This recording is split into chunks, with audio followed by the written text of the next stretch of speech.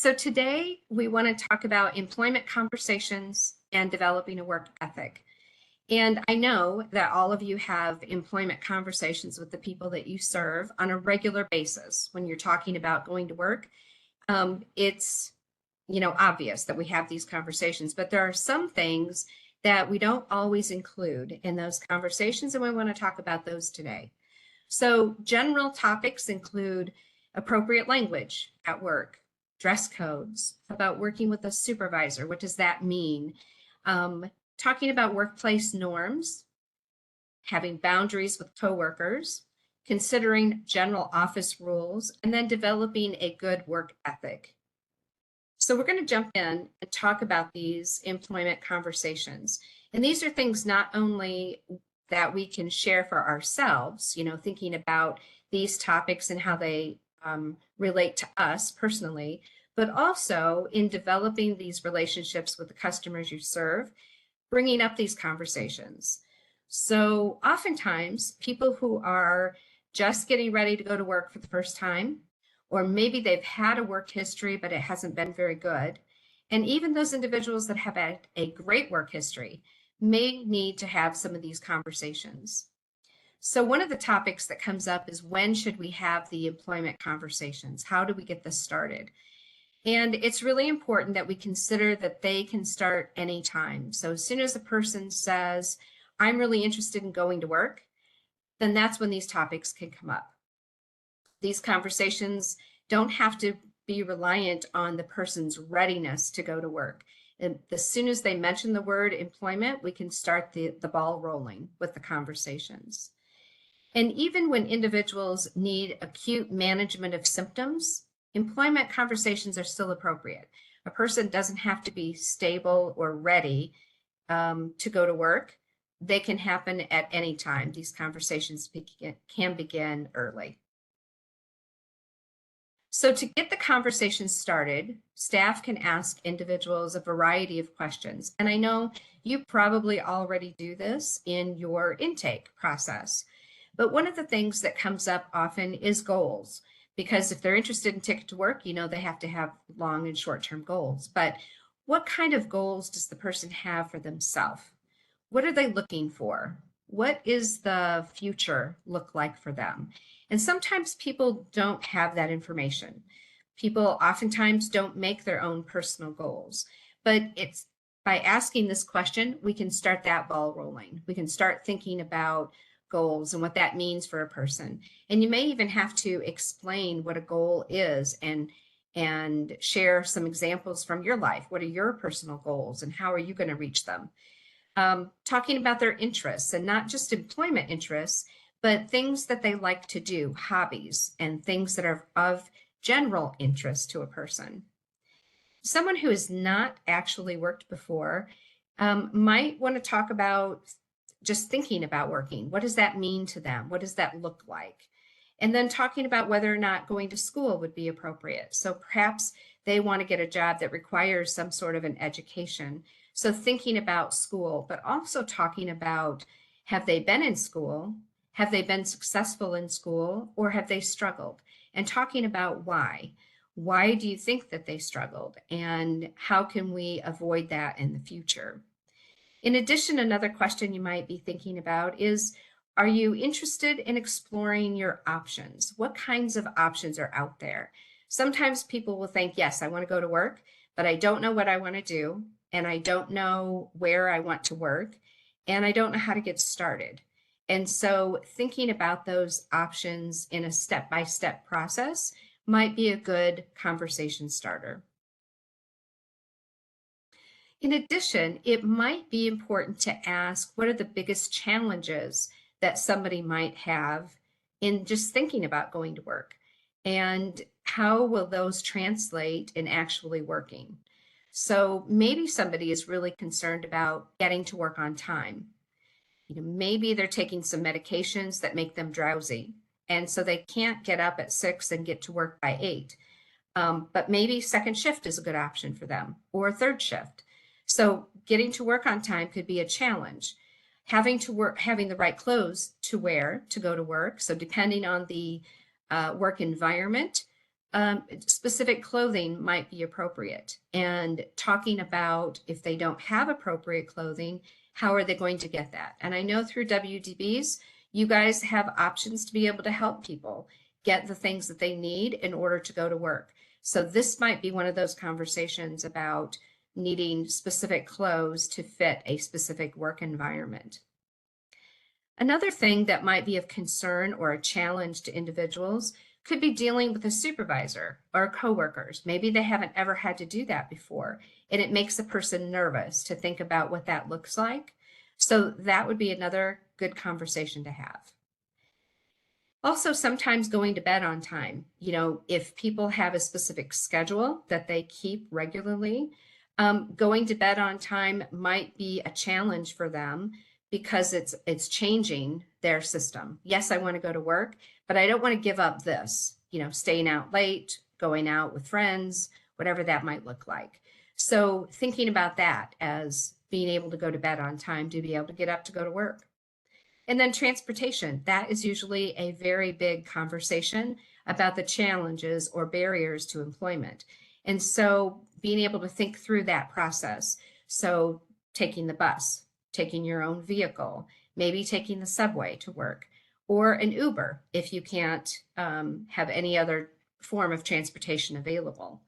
So with all this information that you're gathering on the things about going to work and the challenges about going to work, you might have some specific insight into what might be challenging, and together you can devise a plan to help that person overcome the challenges or the barriers.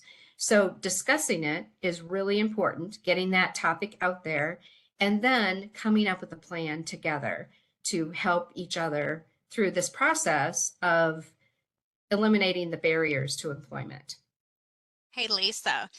Yes. Um, just real quickly, during your presentation, when Carrie and I reviewed it, a lot of, people were talking about, yeah, these are some of the things that our customers are dealing with and seeing as barriers.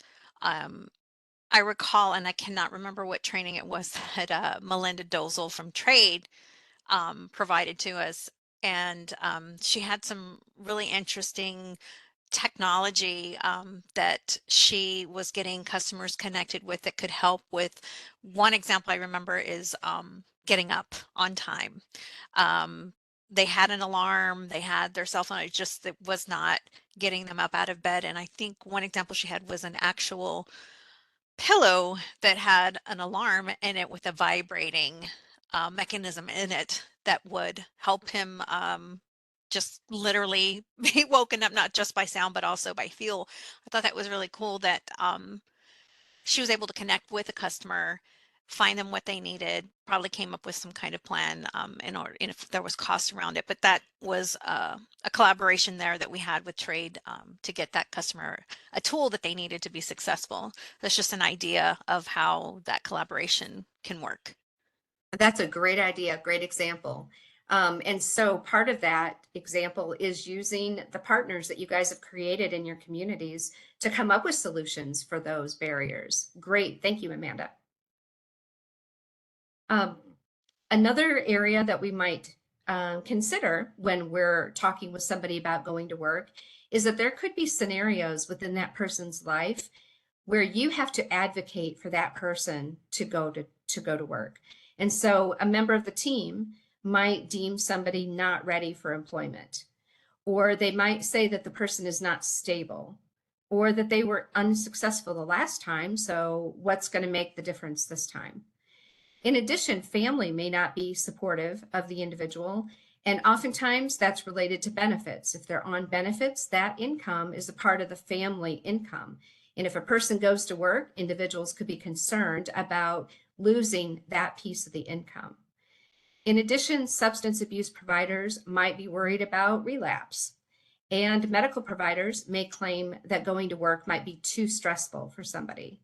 So at this point in this scenario, you may have to be the advocate and say, yes, this person wants to go to work. We fully support them going to work, and we're going to put in place various supports to help them be successful.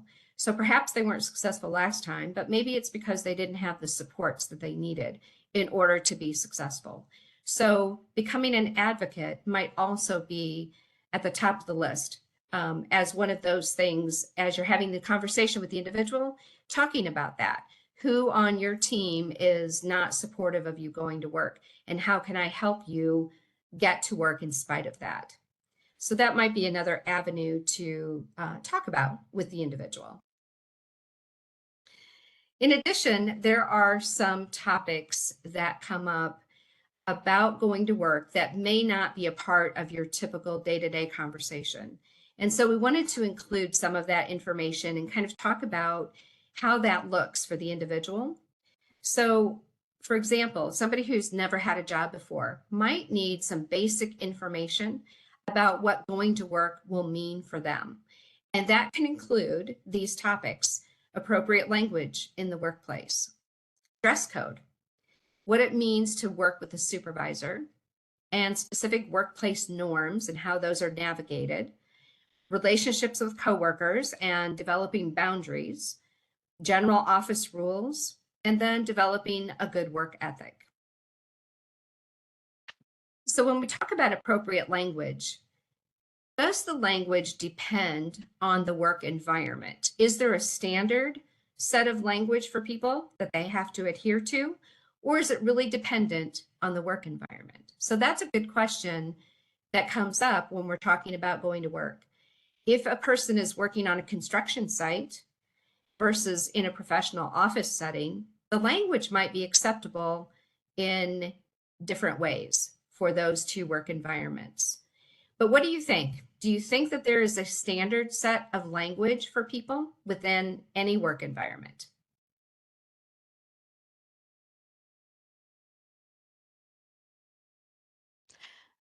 I would say yes. I was with you on that hesitation, Amanda. I was like, yes. Well, Like, it's the construction site right. example Yeah. that got me.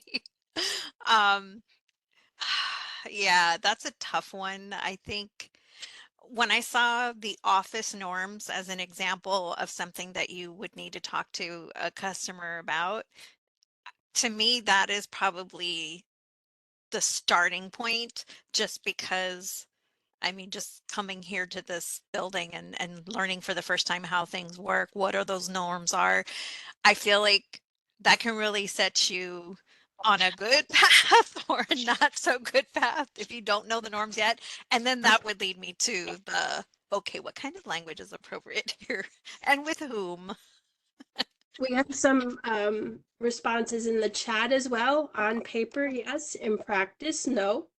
And then be respectful to supervisors, bosses, and co-workers is generally a norm across all sectors. Okay, great. Yes. And so the comment in practice, no, yes on paper, but no, that can adjust for the work environment, like the example construction site. So we know that yes, everybody should be respectful and courteous at work. However, some types of work environments allow for variations of that. And so on a construction site, it might be perfectly fine to use profanity in the workplace. But in a professional office, you would be probably taken to HR if you use profanity in the workplace. So it just depends, right? It depends on where you're at. But this kind of a conversation is really important for an individual to talk about, to know this going into it if they don't already know it. Some things to consider include humor. So humor is always good on the workplace, right? It's fun to laugh. It's a good idea to enjoy your job and laughing. But humor can be a bad thing too. If you are, using humor and then it offends somebody, that could be a harassment situation at work. So that's really important to know about. Sarcasm, sometimes people don't pick up on sarcastic cues and may take something at face value versus knowing that that was a sarcastic comment. So that's something to talk about as well. It's kind of letting that out, letting people know that sarcasm should be used at a minimum and making sure that everybody understands it versus just using it in the workplace. And then profanity. As I mentioned, maybe using that on a construction site is okay, but in a professional law office, you would not want to do that. So talking about the appropriate language in a workplace is going to be really important for I individuals. feel like this could be literally a whole session, a whole training, just the language piece because of the different environments and the different, again, humor, sarcasm, everybody has a different, I guess, tolerance of things or whatever it may be. I feel like, yeah, this would be a pretty tough topic to hit and make sure you hit it well. So yeah, I could see this being a whole training. In addition, Amanda and Lisa, the important factor to consider is categories of disability and trying to Exactly. choose. Exactly. There may be people that have auditory processing disorders or those invisible disabilities that have to be considered. It's And almost, it could go both ways, like for an employer to understand, but also of course the customer. But yeah, this is why we're raising this content with the project council and disability resource coordinators is that all of you may be teaching individuals, transitioning youth, for example, who have never had exposure or modeling of these topics. And because one of our priorities, especially moving into year 4, is the career exploration and developing that concept of a career pathway, these foundational skills are critical. Yeah, I just want to add, I mean, I think, in any setting, regardless what's the norm, you know, you have to prepare the customer, yeah. and make sure that even if it's at a construction site, um, I just feel like you have to be careful, even Yeah. if there is profanity, because profanity, if someone takes it the wrong way, it's a Exactly. human rights issue. So, I don't care what setting you're in, you need to be professional at all times. And then when you start adding in other factors like disability and race, things are held against you. So we have to be, Very cautious. Yeah. very conscious. And while it may be something that seems to be the norm, it's not okay. So that's not what we're supposed to be teaching. So I think we're supposed to be able to set the ground and help them understand, whether it's youth and young adults, or whatever population it is, what may be acceptable may not always be acceptable for everyone. And that's a reality. Yes, absolutely. And that goes into consequences. And so, what are the consequences of inappropriate language? So, if you are our example of using profanity on a construction site, and it seems to be okay, but it hurts someone's feelings or someone is offended by something that you've said, the consequences could be hefty. A visit could just be a visit to HR, underline this is the appropriate language within your work setting, could be a written or a verbal warning, it could be considered harassment. And you talk about, an equal rights issue or a human rights issue. That could be considered harassment in several ways. Could also be up to a suspension or a termination of a job. So having the conversation initially with the customer about what does it look like? What is appropriate language on a work site? And what is okay and what is not okay? And you're exactly right. Professional, courteous, respectful are all appropriate language examples. And if that changes in any way based on the work environment, you still have to be careful about what you're saying and how you're saying it, because it could be offensive to someone, and we have to consider that. And so this conversation is a great starter in talking about what language means and how it can be appropriate and inappropriate. Great comments. Thank you. The next topic that we want to talk about is dress code. And so dress code can oftentimes be led by the specific work environment. So there's casual, business casual, professional. Kind of depends on where you're working as to what your dress code looks like. Another question that can come up is, why is there a dress code? So sometimes it's to demonstrate a team. Everybody is wearing the same uniform or style. So if a person works at Target and they're required to wear a red shirt and khaki pants, that is kind of a customer service thing. Anybody in the store who has a question can find the worker. They can go directly to the individual who's wearing that uniform and get the answers that they're looking for. So that's one reason that people have dress codes if they're required to wear uniforms. It could also demonstrate professionalism. If you're working in an office setting and a person wears a dress or a suit to work every day, that demonstrates that individual is being professional. It also can be a requirement to help people remain safe. So they may have to wear gloves, hats, or glasses in order to be protected at the work site. So there are a lot of different reasons for dress code. Sometimes people, don't like it. I don't want to wear that dress code. Everybody looks the same and it's not my style.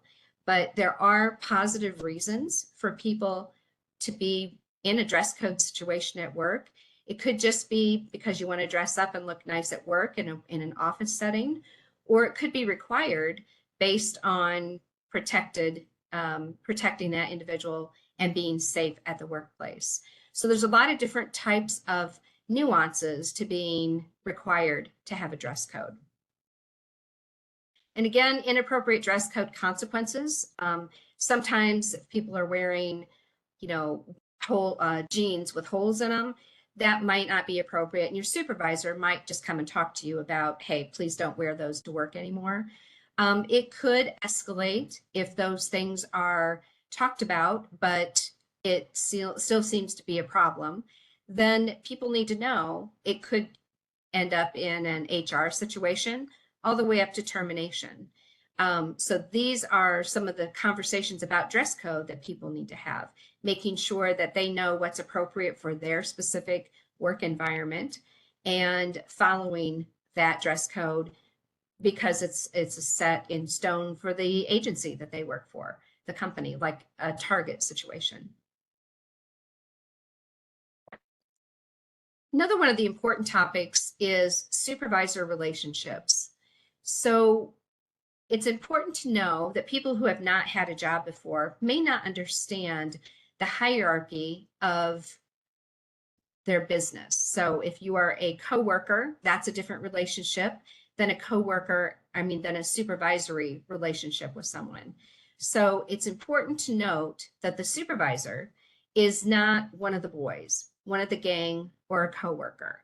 They have a different relationship and a different responsibility throughout the agency.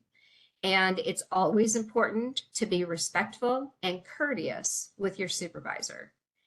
And it's also one of the greatest distinctions is to be able to build trust with your supervisors. So they trust you to do the job that you're doing, and you trust them to be able to provide direction and what you need. And so by building trust, they're looking at your dedication and then your productivity. And if they can determine that, then they know that they can trust you to do the job that you need to do. And it can be a difficult transition for both of you, the supervisor and the worker, when you were once coworkers and then you moved into a supervisory position. So that might be another conversation to have with someone to prepare them for that scenario, or to be able to offer support should that happen. So as you build the rapport with the customers you serve and they get a job and then they run into this scenario, they may be able to come back to you and ask you about how to manage that specific situation. So it's a really good idea to build up this type of conversation about the hierarchy of working as an employee with a supervisor. And typically what happens is if a supervisor has difficulty with an individual, then the supervisor will go to the individual and have that conversation. So that should be the first step. After that, if there are still difficulties arising, then it's to the HR department, verbal written warnings, harassment, could end up in termination situation.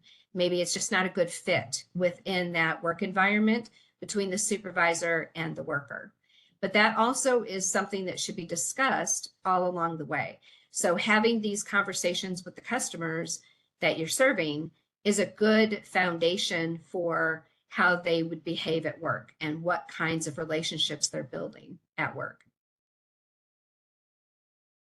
And we talked about workplace norms, and Amanda had some great information about that. But as a new employee, what do you need to know about your new workplace? And so this might not be anything that they know ahead of time going into work for the very first time on their first day, but you also need to know who you can ask to get this information.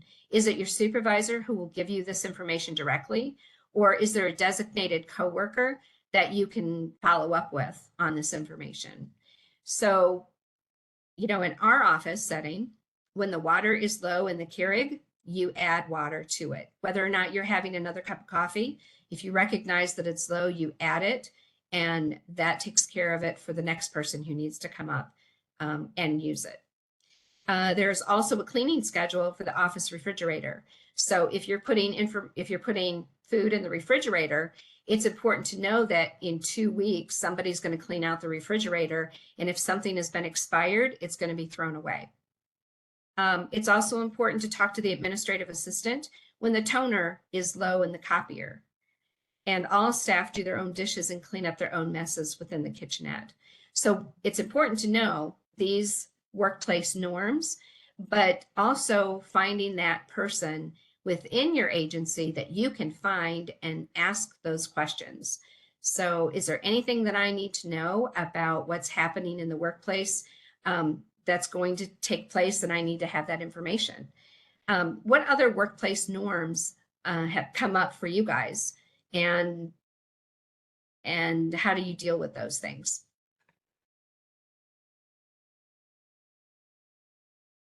I would say probably the most challenging for me is just the different chain of commands. I don't think you know, I got the gist of that as well as I would have liked to at the moment I needed it. I understand now through experience and trial and error, but yeah, that was one thing I saw personally with you know, things that I could see could be an issue for someone else, is just knowing. And then all the units and stuff doesn't help. So.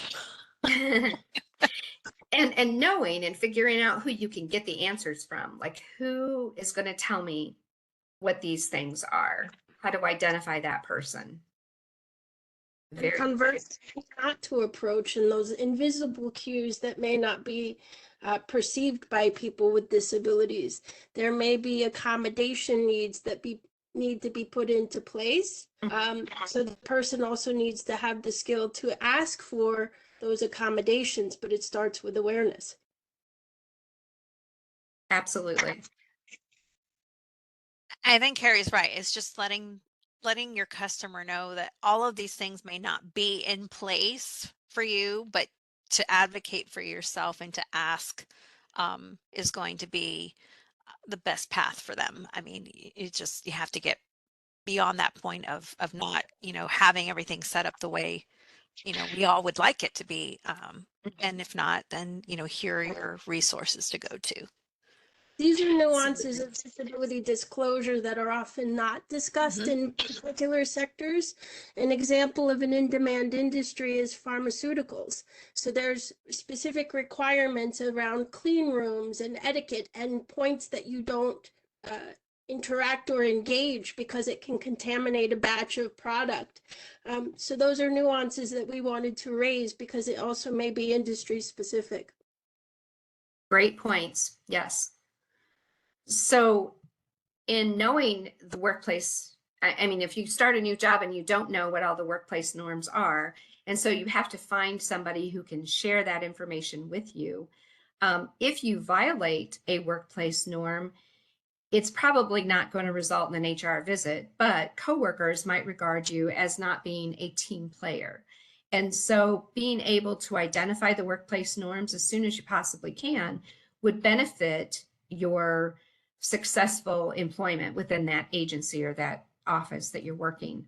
But it's also something that you can take to your supervisor. So if for some reason you have not identified somebody who can help you on the floor with that information, going to your supervisor and asking for those questions or asking those questions and getting clear answers about those specific norms can be really important, and making sure that everybody's on the same page. And that's one of the important parts of this is knowing what those are, adhering to them, and everybody being on the same page with them.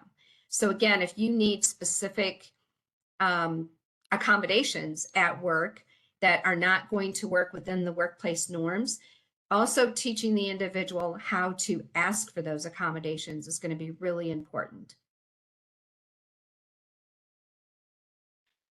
The next topic that comes up oftentimes is relationships with your coworkers and setting boundaries. And so one of the things that comes up is, why should I create boundaries with my coworkers? We're going to see each other every day. We want to be best friends. It's going to be great. But it's really important to keep a professional relationship at work. And I don't know if you've ever heard this before, but never start a workplace romance. And why would this be a consideration? Why is it important to consider not having a workplace romance?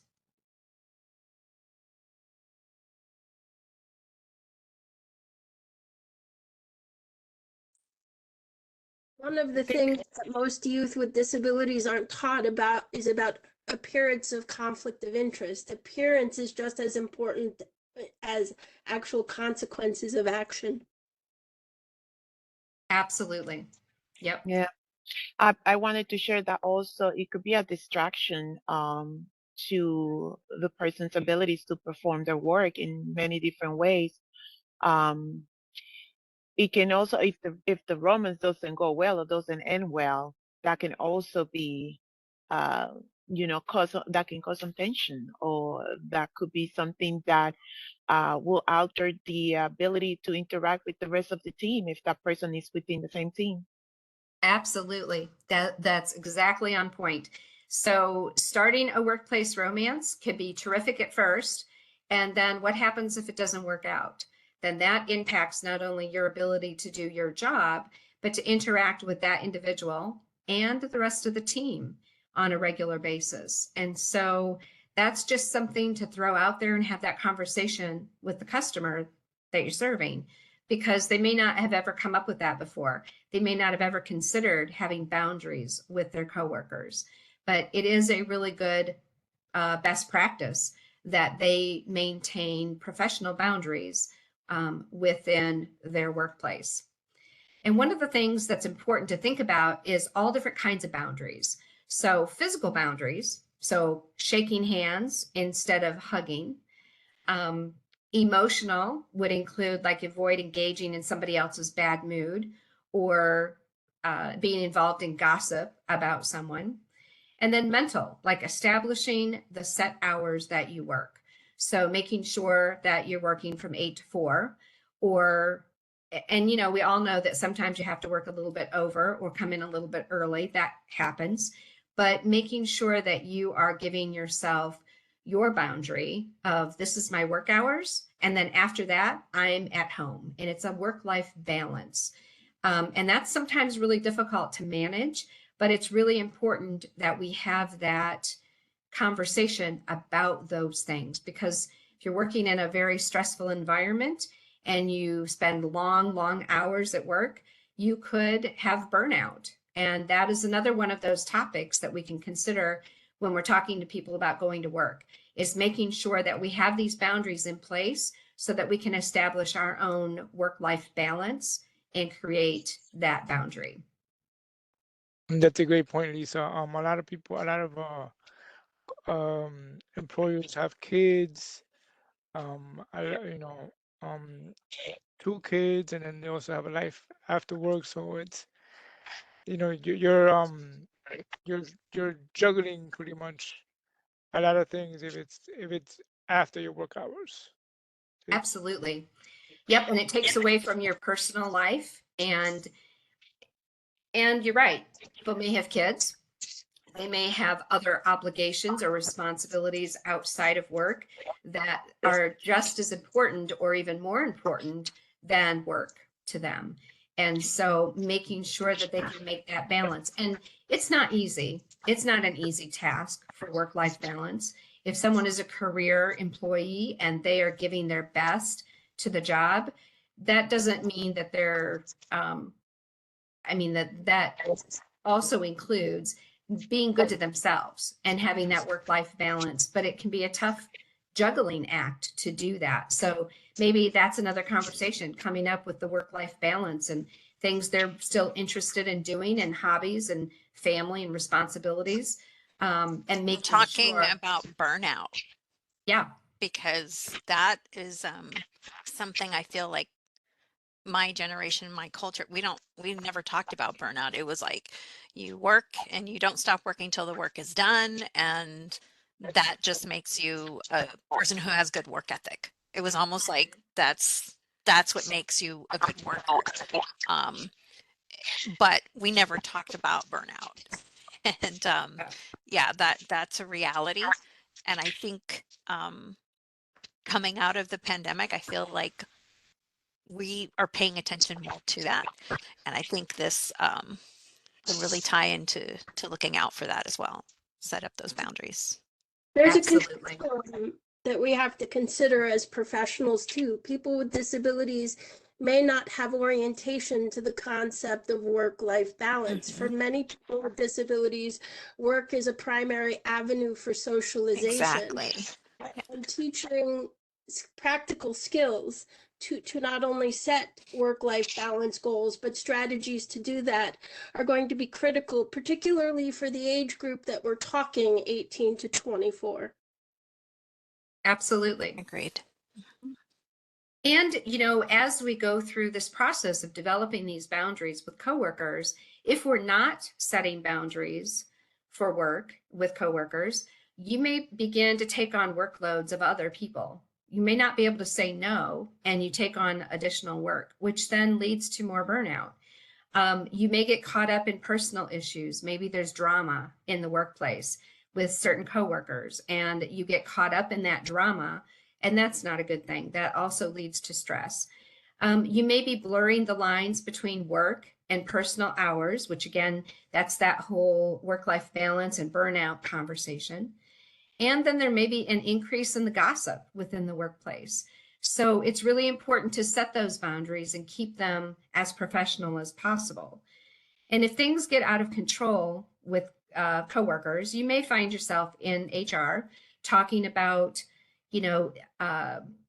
communication, relationship building, and discipline actions within verbal written warnings or harassment or even up to termination. So part of the coworker responsibility relationship is making sure that not that everybody gets along all the time, because that's not how it works in the real world, but making sure that you are building those respectful relationships on the team, whatever team you find yourself on. So it may be conversations about, getting along with others and making sure that you keep those professional boundaries. And these are some general office rules that most offices adhere to. Being personal but professional, putting the phone away. So, when you're working, you're not supposed to be texting people all day long. And so that's a concern. Showing genuine interest in the work that you're doing, keeping your office space clean, being polite and professional in all communication. Even if you receive an email that is upsetting to you or puts you on a defensive track, it's really important to respond in a polite and professional way. Avoiding gossip within the workplace, being mindful of how others work. Maybe you're ahead of schedule on your workload and you go visit a coworker in their cubicle and they are still, nose to the grindstone trying to get their jobs done. So being able to step away and recognize that somebody else needs to work and I need to step away. I need to go away from that person and let them do their job. And then being on time. It's really important to be on time for work.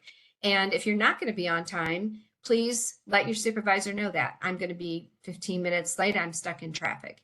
And that's a respectful thing to do. It's kind of a general office rule to keep in mind. And I'm certain that there are others, but those are just some of the main office rules.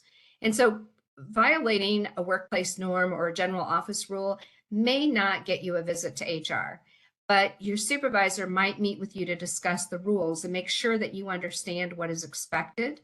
And if you're not given an office handbook when you first start, your supervisor may give you one at this point if you're violating any of the rules. But talking with a customer about going to work for the first time, I would absolutely suggest that they ask for an office handbook so that they have some of this information spelled out for them already. In addition, violations of office rules could result in a visit to HR, depending on how often they're violated and the extent to which they are being violated. And this last section of the presentation today is about work ethic. And so all of those other topics that we've talked about are things that people could find helpful to know about before they start their job. Getting information about the dress code and appropriate language, all of that information is going to be helpful when they're starting a new job, knowing what that means in that specific work environment. The work ethic is really important to talk about because it's one of those topics that rarely comes up in employment conversations.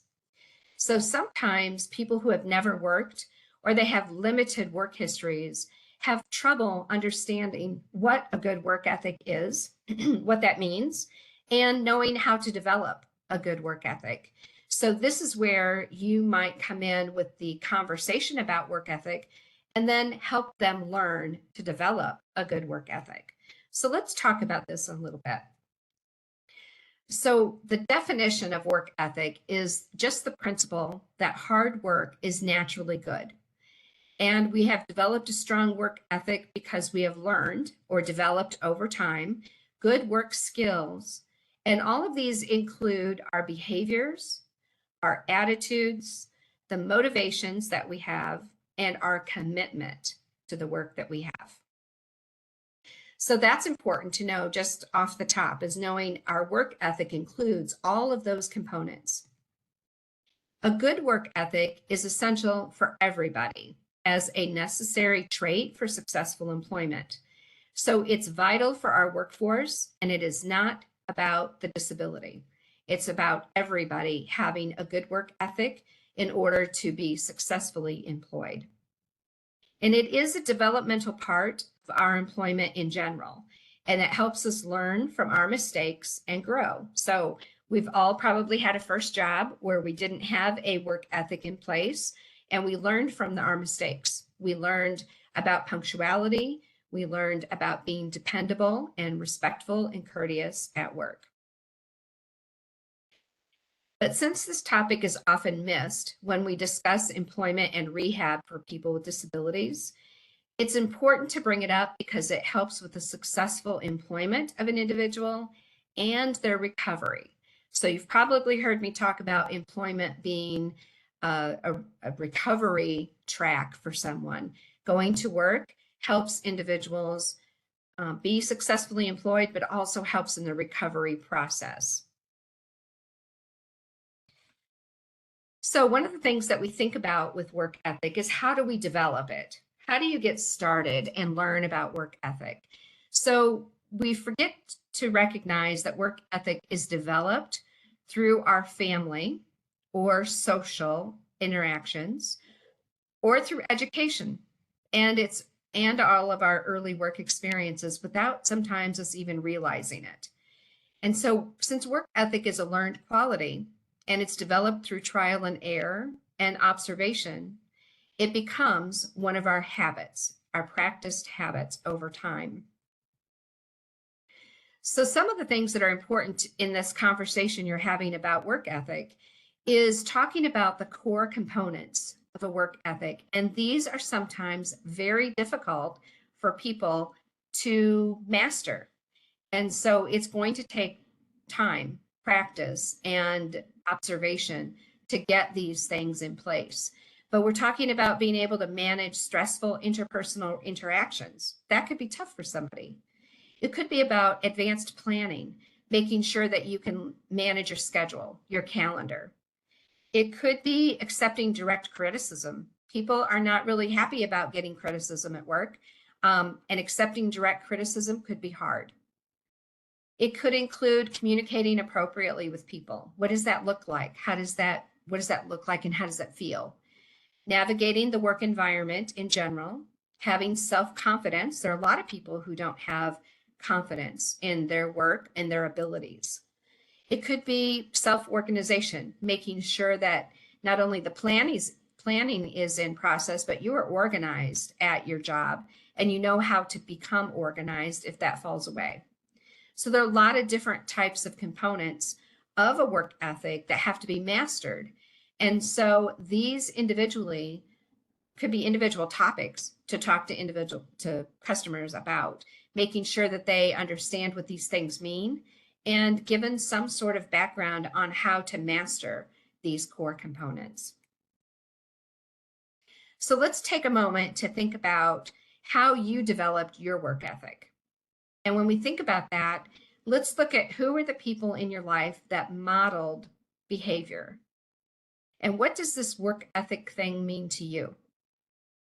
Does the mental health system lead to the development of a healthy work ethic?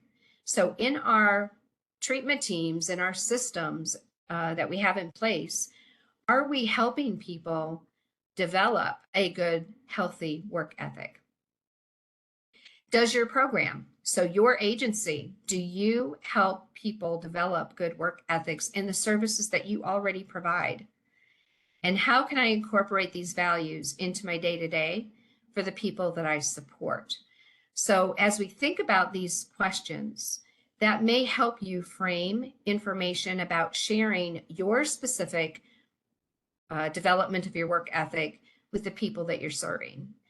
So in my example, and I can share my example with you, I grew up in a two-parent household, and my dad was a machinist, and he worked in a very small machining company, and he stood on his feet in front of an oily, dirty machine for 45 years, and then he retired. And he didn't like it, but he felt responsible to support his family. And so that told me that even though there are things that you don't like about your job, it's important to be responsible and maintain employment in that specific area for a specific time.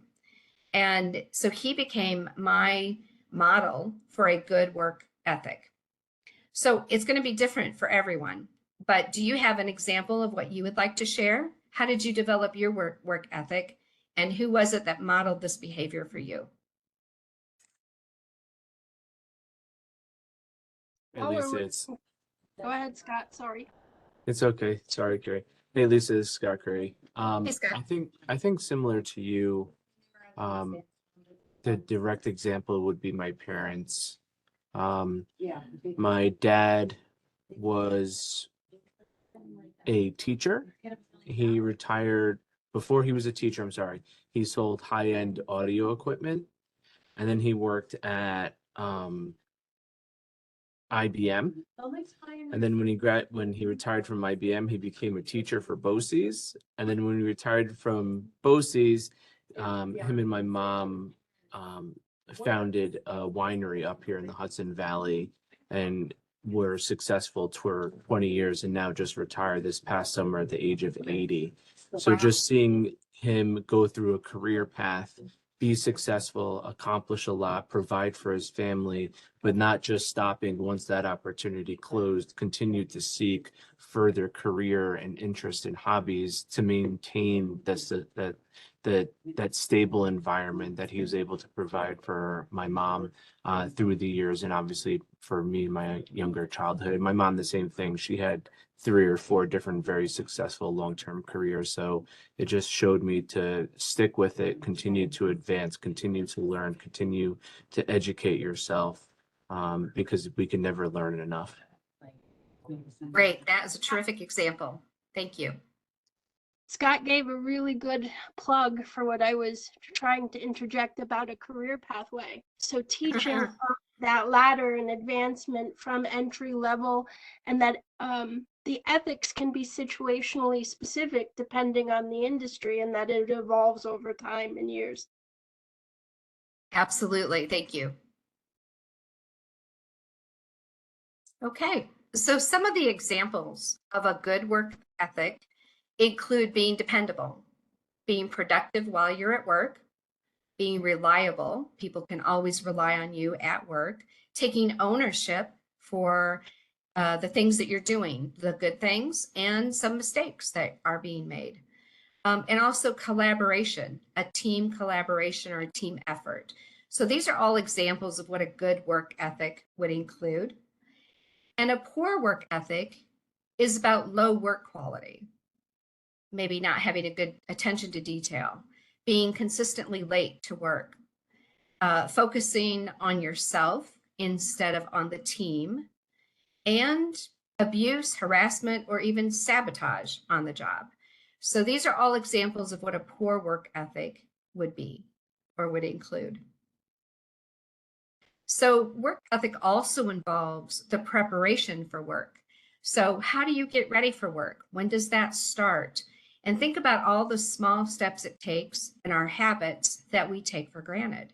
So oftentimes we start this preparation the night before. It sets us up for success, and we may pick out our clothing. We may pack our lunch for tomorrow's work day. We may plan on going to bed on time and getting up on time. So we're having 8 hours of sleep or however many is appropriate for that person. And then mentally preparing for what the day will look like the next day. I know I'm going to have to do this, this, and this, and I plan to do it in this way. In addition, the morning prep routine is also part of our success.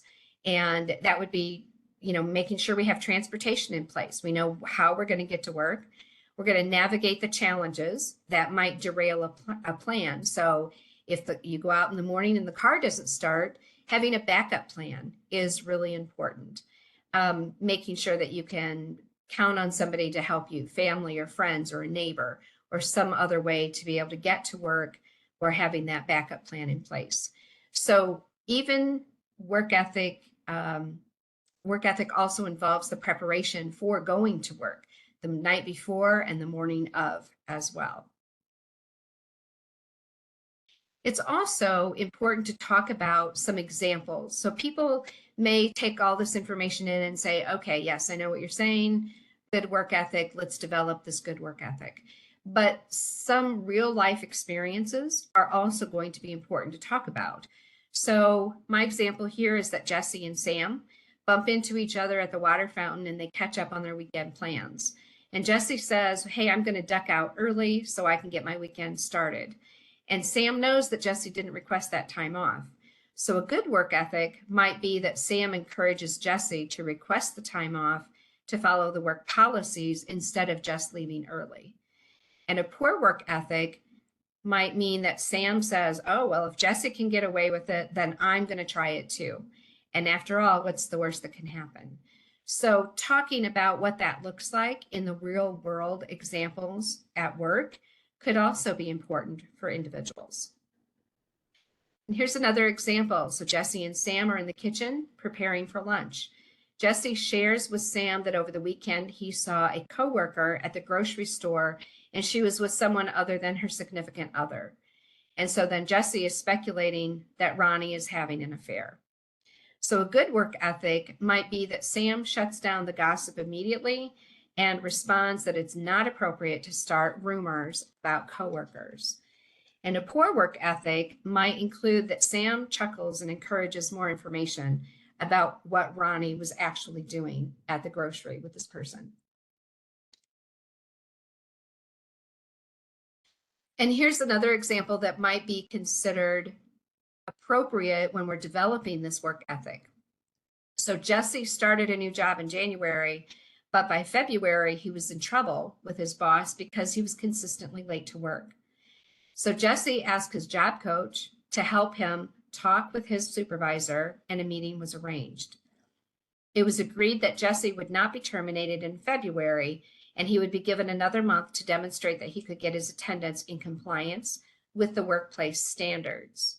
So this is where you may come in. You may be able to talk to the employer on Jesse's behalf and talk with Jesse about how to demonstrate good attendance and what they needed, what kind of supports that person needs. Like Carrie's example of the pillow that vibrates, or maybe it was Amanda's example, but talking about different things to help that person be successful and stepping in and advocating for that individual.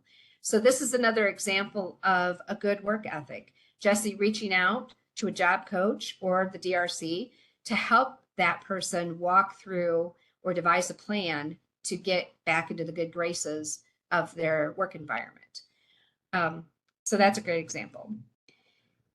The other thing is that we might be tempted to hold people accountable for a poor work ethic, but it should never get in the way of the IPS model of supported employment. So example, rapid job search, helping people get a job or find employment, even if they don't have a good work environment, a good work ethic yet, but you're developing it, you're helping that person develop it. And again, individuals don't have to be ready, stable, or even compliant to begin the employment process. So they don't have to have a good work ethic in order to get a job, but in order to maintain employment, they have to develop good work ethic skills. Lisa, And a this is a customer, good point yeah. to bring in the integrated resource team model and what we know is happening in practice for several workforce areas and what DRCs are doing. Some of this content is being reviewed with all of you because of work that you're doing for work readiness skills for customers that we may be serving. There are also instances from your reports where you're supporting people to do a job save because of lack of these skills. So one of the things that we hope that you look at, particularly as we're moving into year 4, is integrating some of these foundational principles that we're reviewing today. Thank you, Carrie. So as you're working with individuals and you find that a customer has poor work ethic, and they might receive the natural consequences of that poor work ethic associated with it, like a loss of a job. However, we also have to remember that the development of a work ethic is a normal process of development, and everybody experiences it, and we ultimately learn from our mistakes and hopefully move forward and gain better work ethic skills. So a person may have the natural consequence of losing their job, but us being able to support them and getting a new job and helping them learn from those mistakes so that they're not repeated in the new position that they receive. So another thing that we talked about at the Dream Symposium was providing support for a work ethic. And something to remember is that the traditional paths to education and employment goals are often less linear for people with disabilities. So they can start and stop and they can change direction. But how we support and understand and address the development of a work ethic is an essential yet often overlooked piece of the puzzle. So how do we instill these concepts into policies and practices within our program? So as a DRC, when you're thinking about helping people develop a work ethic, a good work ethic, how are you going to instill these concepts so that it's a natural process for the conversations to come up? So since the work ethic is a learned quality and it's developed through trial and error and observation, and the result is practiced habits, how can we provide this support? So there are several ways that we can do that. One is modeling behavior at work. Based on your attitudes and behaviors and your motivations, an individual can see that you have a good work ethic. And so modeling behavior is one way to be able to get that across.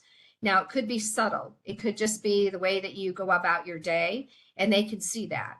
Or it could be more obvious. You may have to have conversations about that specific thing, whatever that topic is that comes up. Maybe you've received an angry email and you have to respond, and explain that to the individual.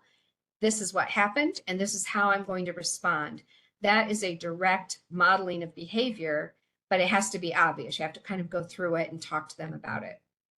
It could also be through discussions that you have, just talking about a good work ethic and the qualities and core components of what a good work ethic is. It could also be through workshops. Maybe you develop specific curriculum that talks about work ethic, and you go through the concepts of a work ethic and teach people how to develop those skills.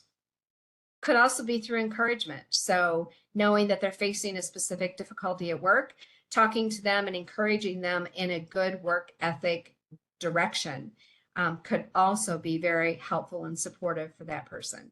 So there are a lot of different ways that you can provide this support for people. And I did put together some various workshop topics, and I want to throw out there that if you are interested in putting together workshops on a work ethic, developing a work ethic, NYESS would be available to help you do that. So we can help develop the curriculum and provide it for you to give at your specific location if that's something that you want. But we're talking about developing curriculum that is over several days worth of information. So you're not going to be able to make this happen in one visit. This is an ongoing conversation that's going to take several visits, several days of topics. It should include a definition of the topic and a discussion on why this is an important topic. And practice, provide role playing of good work ethic examples for each topic that you're going to cover. And these are some examples of workshop topics that might be important to include. Attendance expectations, how to set goals. I know a lot of people set annual goals for themselves, but I know a lot of people don't. So they may not know even where to start with setting goals. They might need to know about productivity. If I go in and I do my job, what does that look like? What does productivity mean? And how do I know if I'm doing good productivity? Having a positive attitude and having motivation when you're at work. Additional topics might include, what is commitment and dedication? What does that look like in a workplace? And what is reliability and dependability? And what is ownership?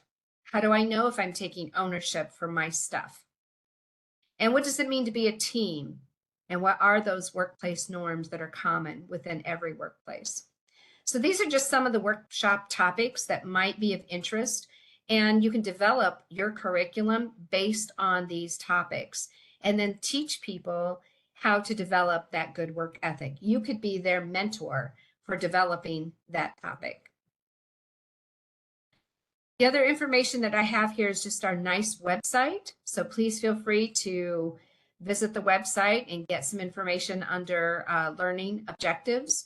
And we also, I didn't include this, but we also have a YouTube channel, and I should include that in the future. But the YouTube channel has pre-recorded trainings that are offered, and you're certainly welcome to review those. And then I've included the Job Seekers Guide. So people who are looking for employment, this is a guide that you can print out and give to them, and they can use that to help them with employment. It covers a lot of different topics, and we are going to be expanding that topic to include things like developing a work ethic and other types of employment conversations that we had included in this presentation today.